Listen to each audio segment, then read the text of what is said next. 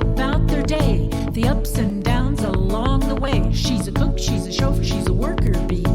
First in the door and last to leave. Makes way less than the guy next door. She knows she's worth much more. Girl talk, girl talk. What's better than girl talk? Girl talk, girl talk. What's better than girl talk?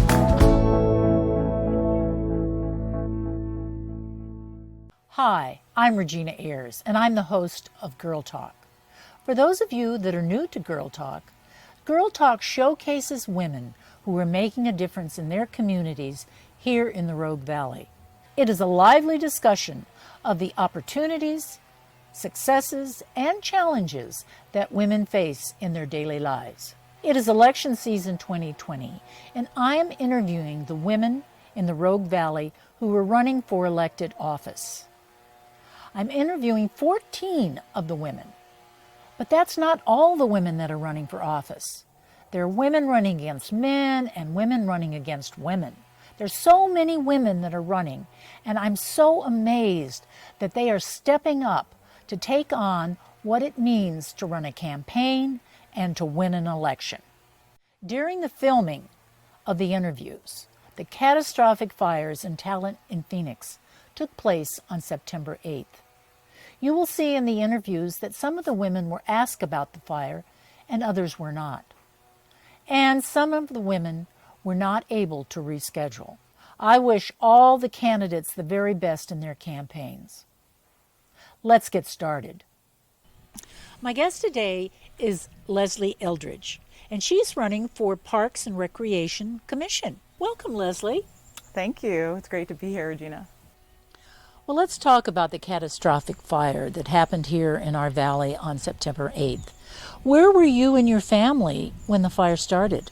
Well, like so many other families in the valley, I was at my home here in Ashland with my 5- and 7-year-old sons as they sat in front of their iPads in their first day of school. My 5-year-old in his very first day of kindergarten. Oh, wow. Yeah, and I think many of our friends and families were all in the same sort of situation, and I think most of us received that very first text after the second Zoom call for our kids. So that's where I was. Yeah. So did you evacuate? Did you try to get out of town? No, we're south of where the fire started, so we're up by the SOU Science Building near Roca Canyon, and we knew which way the wind was blowing, figuratively and literally. It was amazing. We had blue skies in our neighborhood. Even all through the worst parts of the fire, the wind was blowing so strongly. When you see some of the satellite imagery of that of that smoke just blowing straight to the northwest. What did we do? We didn't think much of it at first. I think we've gotten texts before that talked about grass fires and brush fires popping up, and we sort of sat tight. I think I was more concerned at the time about my students and getting the quarter started for them. I work at SOU as a professor in environmental science. Did you have any students that were affected by the fire in Talent? Oh, sure, several. And of course several colleagues, faculty and staff at SOU. I've been assisting monetarily, but also just sort of through texting and checking in on students that are in our department that have reached out to me. And to my knowledge, all of them have been sort of embraced by the community, assisted by SOU, other faculty, and I think as a lot of us have experienced, the community has really sort of gone above and beyond in helping and supporting folks. But yeah, it's a huge, huge tragedy that has impacted. I don't think there's anyone in this valley that doesn't know several people that have lost their homes. It's a real tragedy that we will recover from. Well, I give lectures quite regularly to my students about the Ashland Forest Resilience Project and wildfire management, and often have been using paradise as an example and as a cautionary tale, talking to my students about how we don't want Ashland to become another paradise. And I think when I first realized that we had become that, it was just so sad. Very sad. Yeah. Most candidates get asked the question, why are you running? So why are you running, Leslie? There are so many answers to that question. I will try to hit on a few. I think in general, my parents raised me to have a somebody's got to do it, why not me kind of attitude. So I've always been that sort of a person that knows if a job needs to be done, that I might as well be the person to do it, especially if no one else is stepping up. But aside for that, I have a long history in natural resource management at the federal and state level. I worked in the Senate on marine conservation issues and policy. And I also worked in the Bay Area, working in the Gulf of Farallone's National Marine Sanctuary, working again on ecosystem-based management, so policy that's based in sound science. And I have a real passion for public lands, public coastline, nearshore waters, and all of our amazing natural resources and what we do to protect them. And of course, I love Ashland. I've only been here for 3 years, and there's not a day that goes by, except the occasional day when the AQI was 500, that I ever don't think I live in paradise and in the most wonderful place and the most incredible community in the world. And that makes me want to give back to this city. I'm so happy to be here. I want to raise my kids here, and I'd like to grow old and die here. Hopefully, of natural causes at a very, very old age. Aside from that, I am an avid outdoor recreationist. I absolutely love trail running, mountain biking, hiking, backpacking. There is rarely a day that I'm not using one of Ashland's city parks or open spaces. They're absolutely gorgeous, and it's one of the reasons why I want to be here. They give me joy and sanity and tranquility and respite in tough times. And I think the last reason is that the current demographic of the Parks Commission is very different from myself. And when I saw that all the current commissioners were men, and generally on the older side, I absolutely knew that I had to run. I'm part of a very large community, both of students, professors, and also parents. I have 2 small boys, and they go to the Ashland School District. And I feel like I'm in a really unique position to represent a big part of the community that's not currently represented on the Parks Commission. I'm also very active in groups like the Rogue Valley Mountain Bike Association, the Mount Ashland Environmental Committee, and other groups like that. So I'm really on the accelerated path to learn a lot about this community. And so hopefully, even though I've been here 3 years, I can do my homework, catch up on everything as quickly as possible, and jump in January, really on the ground, hit the ground running, as they say. Oh, great, you're enthusiastic. I like that. Yes, I am. Yeah. Well, so there are 3 divisions in Parks and Recreation. There's Parks and Recreation and Senior Services. Yes. So it sounds like, I'm just assuming here, you might focus on the recreation component, but maybe that's not true. You want to talk about that? I think my area of expertise is going to be in natural resource management, both parks and recreation. Recreation is sort of my passion, and then parks management is probably an area of academic interest that I have. I certainly understand that the senior center and senior programming is a very big, important job and part of this position, and it's definitely something that I'm really looking forward to learning as much as I can and talking with people as much as I can so that I can really represent that community as well. Several of the current commissioners have been on the commission for multiple terms, and I believe one commissioner has been on the commission for 20 years. So what is your feeling about term limits? Perhaps for the Parks Commission, but for any governing body? I would say that in general, term limits are a good thing. I think that it's a tough balance because institutional knowledge is incredibly important, It is. and I plan on benefiting from that quite a bit to learn as much as I can while still looking forward and trying to be innovative and new. But without knowing too much about the specific decisions behind these repetitive terms in Ashland Parks and Recreation, I would say that in general I'm in favor of term limits and definitely think it's worth considering. Well, this is my personal thought about why people stay on the Parks Commission for a long period of time. Parks doesn't have the visibility in town that it needs. I don't think the citizenry really appreciates how important the Parks Commission is in managing our 30 or whatever parks that we have, plus our jewel, Lithia Park. So I think one challenge that the commission has is to raise their visibility in the community and to be more in the community so that people know what you're all about. That's my thought. I think more people would run if they knew more about parks and what it was all about, the commission. Yeah, I think that's a really interesting point. One thing that I'm excited about is interfacing more through the university.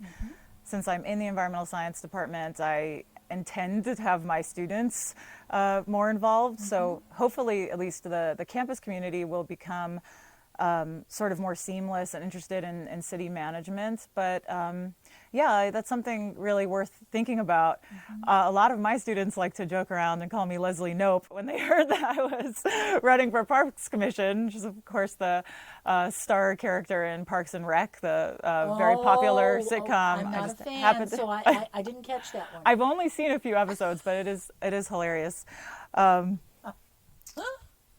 But I think in general, this saddens me, but I think it's true that people tend to take public lands for granted, and they don't always realize how much active management goes into a natural landscape when they're in it. And I think we are so incredibly fortunate to have these amazing, amazing parks and open spaces all around us. And I think we just, maybe there does need to be more of an education piece for us to sort of really steward and appreciate and become more involved in the decisions that go behind managing those areas. Absolutely, I think that's important. Well, now this next question is a little tricky, a little political, I suppose. I've lived here for 20 years, and so I rarely go to Parks Commission meetings, but I do listen to what's happening there. And recently, there was a video that was sent out by an organization that clearly had a point of view that was perhaps not so positive about the current administration on the parks. And it was about the director of the senior center. And I remember this was about 3 years ago, a director of the senior center that was fired, and lots of public meetings, probably not enough public meetings, about changes that they were considering making to the senior center, and people were very upset about it. And just recently, the city has had to pay a $500,000 settlement to this woman. And that has raised the visibility on the issue again. So I guess I'm going to ask you, have you seen the video? What did you think about the video? And what are your thoughts about it? Yeah, so I believe I know the video that you're speaking of. I had to reach out to a few people and actually find it. And I did watch some of it. Unfortunately, I wasn't able to view the whole thing, but I will plan on doing so, especially after you mentioning how upsetting it was for you. That's interesting to me. My thoughts on that are, I moved to this town right when that controversy was sort of at its peak, when the recall was Yes, the recall. up for vote. And I read a few articles about it. I really didn't know a huge amount. I certainly understand that it remains a big concern and issue for many people in this community, and that by no means has this issue been sort of has been resolved in any way that that many people are content with. I think the best answer I can give you is that I'm really interested in learning and listening more, and trying to understand the history as best I can, but then also working with what currently exists and trying to figure out how we can move forward in a way that isn't antagonistic and that is best for everyone in the town and can benefit the majority of people. Of course, you know, I think there's a rule that if you're a good politician or a good decision maker, you're never going to make anyone happy. But Right. I think one of the benefits that me kind of coming in fresh to this position is that I don't have any grudges. I don't have any dog in this fight, so to speak, for this issue. And, you know, hopefully a fresh perspective may be helpful to move forward. It does seem like there's a lot of hard feelings, a lot of feelings of betrayal and unhappiness, and feeling like there wasn't full and complete community involvement with the people that love the senior center in this decision. So hopefully I can serve as some sort of a bridge to help bring APRC into a better relationship and a better future with the senior services here. I hope so. Well, how can the Parks Commission be more transparent? If some of the reason that people were really upset is that they didn't think that they had all the information, that decisions were made before they had public meetings. So how do you intend to make the activities of the Parks Commission more transparent to the public? That's a great question. And, you know, just from my following the Parks Commission as a member of the public, you know, I do find that they put out quite a bit of information for us to review, minutes. The staff put together quite a large and extensive packet of information. It seems to me that more public feedback during meetings, more publicity about when meetings happen, and just in general, opportunity for feedback from the community. I certainly hope that as Parks Commissioner, I will have the opportunity to be able to meet and speak, and it's in person, hopefully in the future sometime, with the folks that are concerned about these things. And I think that one-on-one conversations and roundtable discussions, kind of just simple things like that, could potentially help. It's hard to imagine in terms of institutionally how much more they could do, considering how much sort of paperwork they do put out to the public, but maybe more of that opportunity to discuss and explain and just talk with folks might go a little ways towards reaching better transparency. Maybe more one-on-one, actually, you know, making yourself available on an individual basis, you know. Yeah, and I honestly, I've had members of the Parks Commission reach out to me when they found out that I was running, and I really appreciated that. I don't know to what extent they are available to the public. I think one of my goals is to be very available. When I was first thinking about running, I reached out to City Councilman Dennis Slattery, who also works, he's a colleague of mine at SOU. And we met for coffee, and I was just amazed to hear that he said, "Oh, I do about 4 of these a week. I meet folks for coffee all the time." And I said, "That's the kind of elected official that I want to be." I mean, of course, he doesn't have small kids, and I'm juggling many things, but I set it as a goal for myself to be like, if someone in this community wants to meet with me and wants to talk with me, I want to be like that, and I want to meet him or her and have a conversation. If it's an hour at Nick's, 6 feet apart, drinking tea outside, that's great. Yeah, I think that'll raise the visibility, and I think that's what's needed. Yeah, a better understanding on the public's part. Well, let's talk about something a little lighter. Dog parks. Lots of people in town, and my little dog that's out here with us is whining right now because he can hear us talking about dog parks. He knows. Are there any plans for new dog parks? There is at least one plan that I know of. There may be more.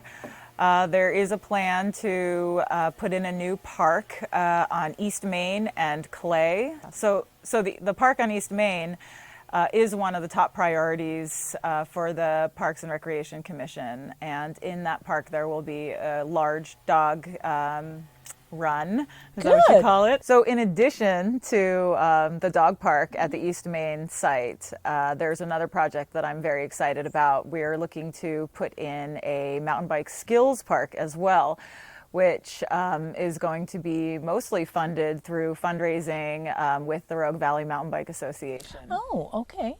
So I don't know anything about a skills park. What is it? Yeah, if you're familiar with the skate park by Recology, skills parks are similar, but they're, I think, significantly prettier. They generally involve grass or turf and have rolling loops of trail, asphalt trail that bikers of all ages can practice their skills, practice balance and ramps, and sometimes there are things like balance beams where you can ride on a thin piece of wood.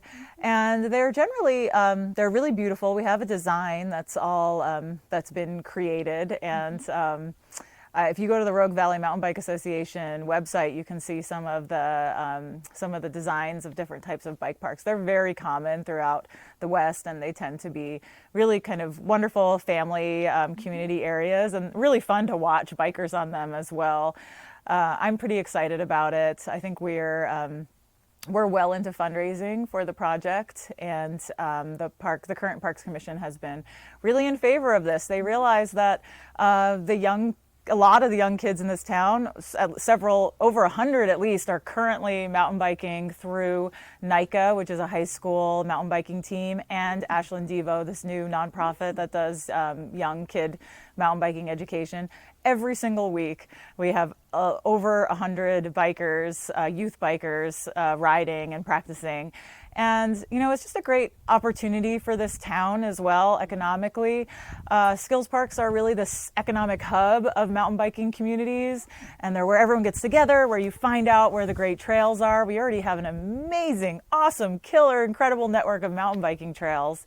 And especially during this time when Ashland is suffering so much economically, our hotels, the Oregon Shakespeare Festival, I personally would love to see us develop the mountain biking community and the mountain biking network as a diversification of this town's economic, of how we sustain ourselves economically. Mountain biking is safe, it's fun, it's wholesome. I think a lot of people have the perception that it's a bunch of 22-year-old rebellious guys in full body armor going 40 miles per hour down, Jabberwocky. But it's a very small percentage of mountain bikers are that. Most of them are like my 5 and 7-year-old and myself and my husband on trails in the watershed here. So I'm really looking forward to trying to develop beginner trails for families and kids throughout the watershed, this skills park, connectivity for bikes in general. I just would so much love to see more bikes, less cars in this town. And I think we can do it. I think the will is there. I think some preconceived notions about mountain biking need to be overcome here. And I think that's happening, though. I think as more families move to Ashland and more kids are riding bikes, I think trail riding is becoming more accepted. And I think as long as we continue to sort of separate hikers and bikers on trails where speed or collision could be an issue, which Ashland is already doing a pretty good job of, I think we can all coexist very happily in the watershed, and I'd like to see that continue forward. Great. So is this the first in the Rogue Valley? The first skills park? Well, there's a BMX bike park, which is a very different thing in Medford. Okay. I do not believe there is. I know that Medford is looking to put a skills park in. Oh, but we'll be first. We will, yes.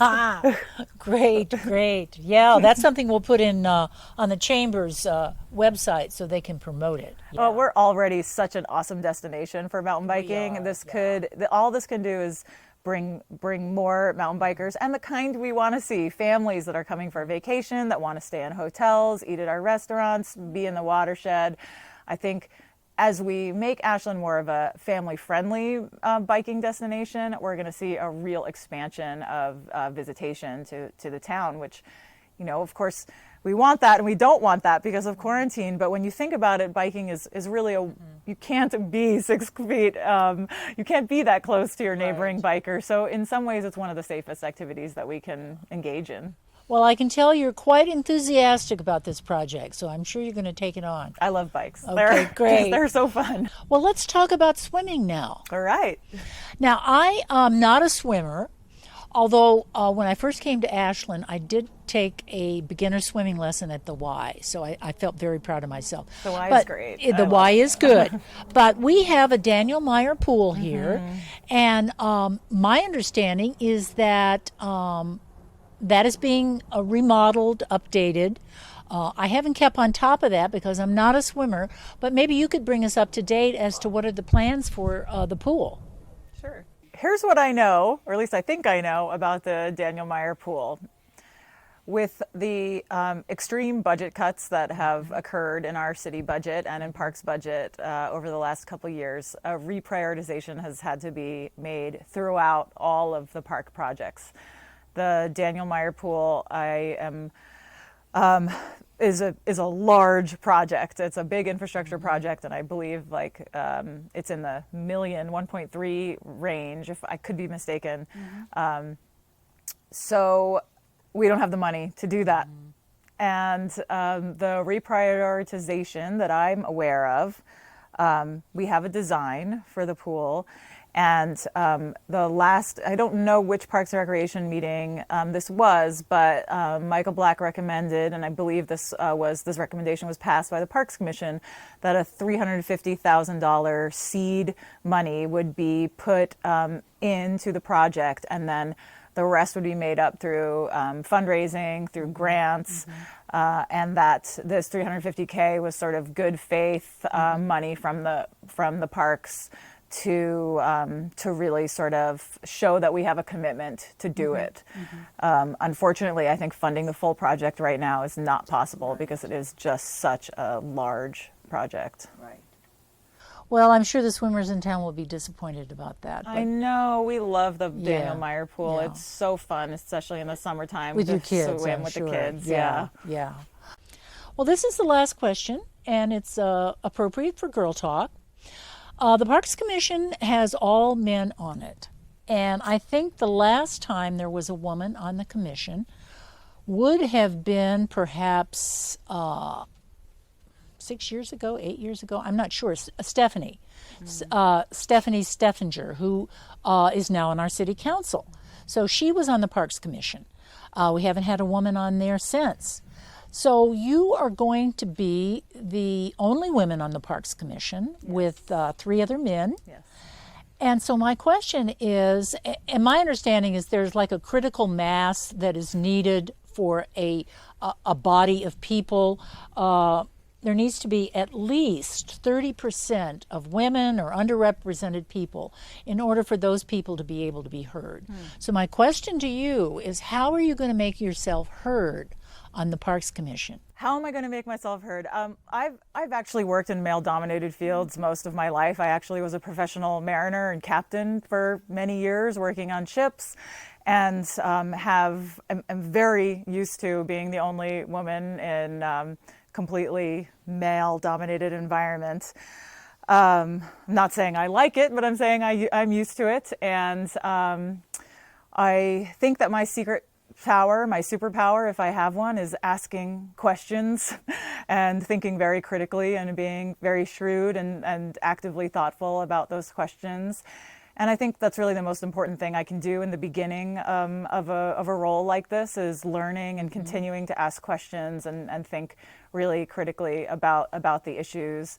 And that's certainly in my nature.